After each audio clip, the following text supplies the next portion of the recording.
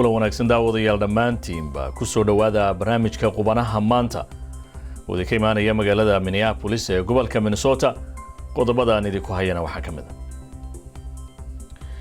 gudoomiyaha aqalka sare maamulka Jubbaland iyo musharaxiinta oo si weyn uga hor yimid go'aanka ay dawladdu ku dhawaaqday ee ahaa in doorashada la qaban doono, waxayna ka digeen in tani ay tahay halis khatar ah. dimuqraadiga aqalka hoose oo barito soo gudbin doona dacwad degdeg ah oo ay doonayaan in xilka looga xayuubiyo madaxweyne Donald Trump xilli ay 10 cisho uga harsan tahay xilkiisa. qareen Soomaaliyeed ayaa nala falanqeynaya dacwadan iyo sida loo wajahayo. qodobadaas iyo kuwa kale ayaad ku daawan doontaan barnaamijkeena qubanaha maanta. aan ku bilownay gudoomiyaha aqalka sare ee baarlamaanka Soomaaliya Cabdi Xaashi Cabdullaahi ayaa si adag uga hor yimid go'aanka xukuumadda Soomaaliya ee ahaa in la qaban doono doorashada iyadoo wali uu taagan yahay khilaafka ku aadan doorashada Soomaaliya. qoraal uu soo saaray gudoomiyaha Cabdi Xaashi ayaa waxa uu kaga digay in cawaaqib daran ay yeelan karto qabashada doorasho aan heshiis lagu wada ahayn. Ra'iisul Wasaaraha Soomaaliya iyo maamulada qaarkood ayaa shalay Muqdisho uga dhawaaqay in la bilaabayo hirgelinta doorashada si aan waqti badan uga lumin. madaxweynaha maamulka Galmudug Axmed Qoorqoor ayaa sheegay in waan uu ka dhex waday dawladda dhexe iyo maamulada Jubbaland iyo Puntland uu maradhal noqon waayay. madaxweynaha maamulka Jubbaland Axmed Madoobe oo maanta dib ugu noqday magaalada Kismaayo ayaa isaguna ka hadlay go'aanka dawladda iyo waliba wada hadallada socday. laakiin waxaad moodaa sidii aan ugu talagalay si aan ahayn inay wax badan u dhaceen oo isu bedeleen. waxaa jirtay annagoo ka kooban 6 qof oo mas'uuliyiinta hadda shaqeeya ah inay noo yeedheen niman mas'uuliyiin madaxweynayaal hore iyo musharaxiin ah iyo speaker iyo ra'iisul wasaareyaal hore oo lanagala hadlay nimayow idinkaa hadda ku jira shaqadii caqabaadkanaana jira oo waddankii hor yaallee maxaa xala taasoo keentay markaa inaan 6dayadoo ahayn 3 madaxweyne state gudoomiyaha ku-xigeenka ra'iisul wasaare ku-xigeenka iyo 2 guddoon baarlamaan oo aqalka sare iyo golaha shacabka ah inay noqoto inaan u dirno oo la yidhaahdo balqoladaasi ha tagto 3dii qodob ee la isku hayeyna ha ka keeneen jawaab waafi ah. waxaan ka sugaynana waxay ahayd arrinta jawaabta laga sugayey inay 2 xaalo mid uun timaado. wixii waa la soo aqbalay qoraalkii in la keeno,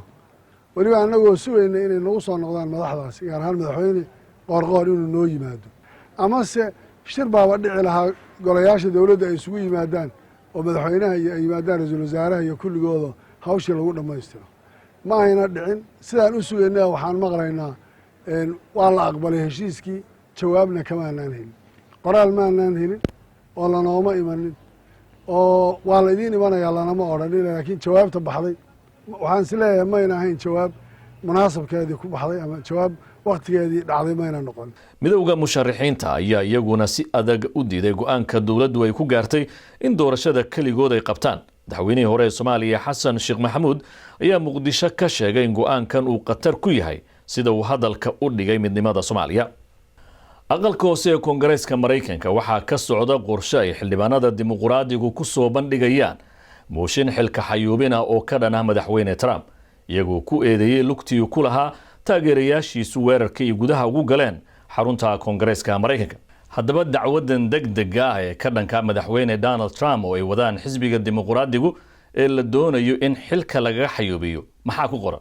sideese ay ku suurageli kartaa iyadoo madaxweynaha u harsan tahay 10 maalmood oo kali ah in la meel mariyo. su'aalaha iyo kuwa kaleba waxay la falanqeynaya garyaqaan Amiin Haruun oo ku sugan magaalada Burnsville ee gobolka Minnesota. Amiin Haruun ee soo dhawow marka hore bal waxaad marka hore sharaxaad naga siisaa qoraaladan qabiyada ah ee dimuqraadigu wadaan ee ay ku doonayaan inay xilka madaxweynaha uga xayuubiyaan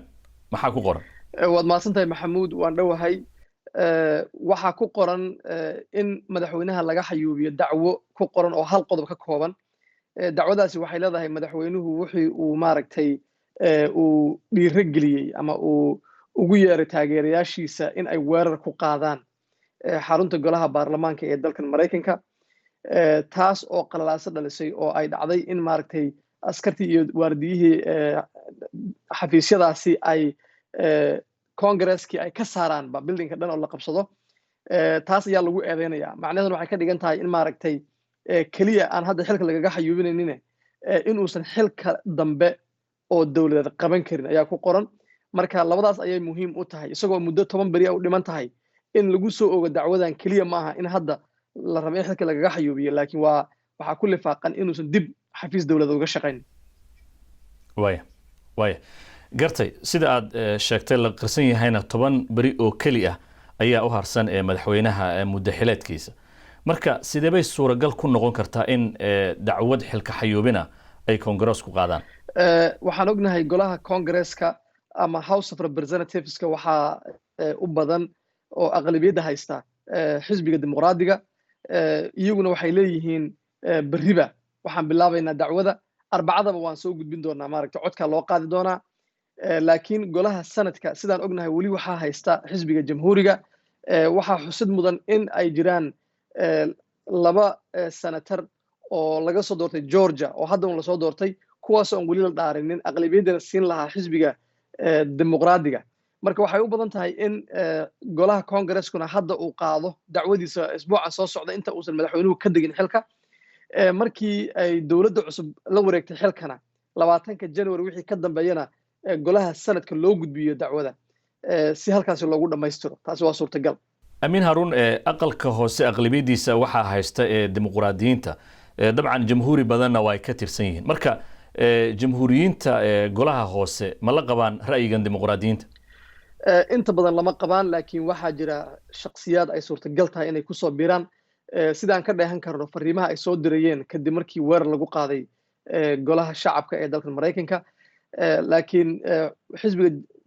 dimuqraadigu waxa isbedayaan inay haystaan codad ku filan in ay dacwada soo gudbiyaan sidii horeba ay ugu guuleysteen Amin Harun lama oga ilaa hadda in madaxweynaha la doortay Joe Biden uu taageersan yahay xilka xayuubinta ama uu ka soo horjeedo marka 10 cishana way harsan tahay sidee bay u saameynaysaa maalinta caleemasaarkiisa sheekadan ku saabsan xilka xayuubinta madaxweyne Donald Trump maxamuud dabcan saa sheegtay madaxweynaha la doortay Joe Biden wuxuu sheegay in uusan maaragtay faragelinaynin arrimaha baarlamaanka hase yeeshee isagoo hal laga qaaday inuusan dhahaynin uusan u ololeynaynin taasi waxayna tusinaysaa inuu walaac iyo walwal ka jiro in ay maaragtay dhaarintiisa iyo bilaabashada xilqabashadiisaba in ay la kowsato arrintan dacwadan madaxweynihii laga guuleystay taas oo runtii aan u fiicnayn xukuumadda cusub marka dhaarinta kaliya ma ahee shaqadii uu ku bilaabi lahaa madaxweynaha cusub ee hadda uu la soo doortay oo dadku ay ka filayaan inuu isbeddel keeno in ay hadhayso madaxweynihii laga soo gudbo waqtigiisa oo runtii xukuumadda cusub ayna jeclayn in hadalhayntiisu ay sii socoto taas ayaa laga dhadhansan karay hadalkiisa waa gartay ma ahan markii koowaad lagu soo oogayo madaxweyne Donald Trump in xilka laga xayuubiyo marka mustaqbalkiisa sidee u saameynaysaa mar labaad in lagu soo oogo dacwado isla markaasina xilka xayuubin u wajaho haddii lagu guuleysto in xilka laga qaado oo labada aqalba ay isku raacaan in maaragtay xilka laga xayuubiyo tani waxay soo afjari doontaa in madaxweyne Donald Trump uu xil dambe ka qabto golo dawladeed iyo hamigiisii siduu sheeganayay in 2024 uu rabo inuu tartamo taas ay meesha ka saaraysaa laakiin haddii lagu guuleysan waayo waxaa suurtagal ah in dadkii taageeray oo aan ognahay inay aad u fara badnaayeen laguna qiyaaso inay ka badnaayeen 72 milyan oo qof in ay si hor lagu dhiirigeliso 2024 carcaro horle uu la soo laabto uuna noqdo shakhsi taageero weyn ku haysta shacabka Mareykanka dhexdiisa aqalka cad waxa uu sheegay in dacwadan dimuqraadigu ay Mareykanka ka wadaan ay si kala qaybinayso shacabka Mareykanka marka soo ma dhici karto in Trump taageerayaashiisa ay arrimahani xoog ka sii qaadaan dardar ka qaadaan isla markaasina ay suuro geliso inuu awood badan madaxweynuhu sii yeesho waa suurtagal in maaragtay dadka taageersan isaga u dhow ay maaragtay ay sii xoogeysto dabcan waa suurtagal oo ay haddaba sii qaadaan tallaabooyin hor leh iyagoo haddaba aan aaminsanahay xisbiga jamhuuriga ee uu ka tirsan yahay madaxweyne Donald Trump in markii laga qaado aftida 70% ka badan inay wali aaminsan yihiin madaxweynaha in laga musuqmaasuqay oo laga faramaroojiyay marka haddii ay arkaan in madaxweynaha haddana lala sii tiigsanayo xilka xayuubin iyo sharciyo hor leh inay u arkaan wali xisbiga jamhuuriga oo sii wada ku xadgudubka uu ku xadgudbaya madaxweynaha ee sida weyn u aaminsan yihiin Donald Trump. aad baad u mahadsan tahay. kaasi waxa uu ahaa garyaqaan Amiin Haruun oo isagoo ku sugan magaalada Burnsville ee gobolka Minnesota igu waramayay qadka Skype. Amiin, aad baad u mahadsan tahay. Maxamuud, mahadsan tahay. isla wararka Mareykanka ayaynu ku jirnay. hay'adaha amniga iyo FBI ayaa maalmihii la soo dhaafay waxa ay soo qabqabteen qaar ka mid ah dadkii ka qayb galay weerarkii gudaha loogu galay xarunta Koongareeska Mareykanka. sabtidii shalay waxaa la soo qabtay 2 nin oo ka mid ah dadkii ugu caansanaa ee Arbacadii xoogga ku galay xarunta Koongareeska oo sawiradooda aad loogu wadaagay baraha bulshada. Jacob Anthony Jansley oo ka soo jeeda gobolka Arizona ayaa lagu xiray Arizona. ninkan ayaa ahaa ninkii xirnaa koofi maqaar laga sameeyey oo geesa dhaadheer lagu dhajiyey. Jansley ayaa wajahaya dacwado ay ka mid yihiin ka qaybgalid qarbudaad iyo dhaqan xumo. Adam Johnson oo ah 36 jir ka soo jeeda gobolka Florida oo sawirkiisu ka soo muuqday baraha bulshada iyo telefishinada isagoo wata miiska istaagto afhayeenka aqalka wakiilada Nancy Pelosi markay qudbaynayso ayaa laga soo xiray sabtidii countiga Pinellas waxaana la filayaa in dhawaan maxkamad la soo taago. maalintii Jimcaha waxaa la soo xiray Richard Barnett oo ka soo jeeda gobolka Arkansas. ninkaas ayaa la soo sawiray isagoo ku fadhiya xafiiska afhayeenka aqalka wakiilada Nancy Pelosi si jees ahna ay lugtiisa u saarnayd miiska afhayeenka. FBI ayaa weli baadi goobaysa dadkii ka qayb galay weerarkii ay dadka caraysan ku galeen xarunta Koongareeska Mareykanka. ugu dambeyntiina Pakistan.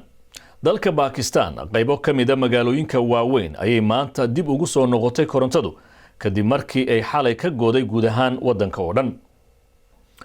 koronto la'aanta dalkan ay ku nool yihiin ilaa 220 milyan oo qof ayaa sababtay in magaalooyinka ugu waaweyn oo ay ku jiraan caasimadda Islamabad iyo tan ganacsiga ee Karachi ay muddo saacadaha mugdi galeen. wasiirka tamarta Umar Ayub Khan ayaa xaqiijiyay in tagista korontada ay sababtay cilad farsamo oo ku dhacday waaxda guud ee bixisa korontada guud ee dalka wax yar ka hor intii aanan la gaarin saqdi dhexe ee xalay. waxa uu sheegay in wasaaraddiisu ay baarayso cilada rasmiga balse hadda ay ka shaqaynayaan sidii loo soo celin lahaa guud ahaan korontada oo weli ka maqan qaybo badan oo dalka Pakistan. haatan haddii aan jaleeco wararkii ugu dambeeyay ciyaaraha, kooxda kubadda cagta Inter Milan ayaa fursad weyn iska lumisay goor dhaweyd markii ay kulan adag oo ay la ciyaartay kooxda kubadda cagta ee Roma uu ku soo gabagaboobay 2-2. Inter Milan ayaa haysatay kulanka ka hor fursad ay ugu soo dhawaato kooxda kubadda cagta AC Milan, laakiin taasi meesha ayay ka baxday oo garoonka Roma ay ku ciyaarto ee magaalada Rome ee Olympic Stadium waxay kala soo noqotay oo kaliya 1 dhibic.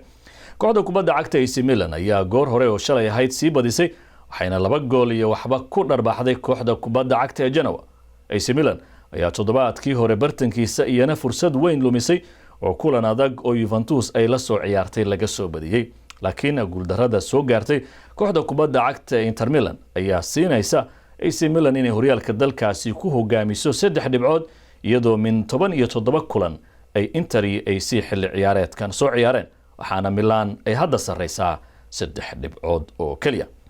dhinaca wadanka Spain haddii aan jaleeco kooxda kubadda cagta ee Barcelona iyadoo maalmahan si tartiiba u luudaysay ayaa waxa ay shalayto ku badisay 4 gool iyo waxba oo kooxda Granada ay gurigeeda kaga soo guuleysatay.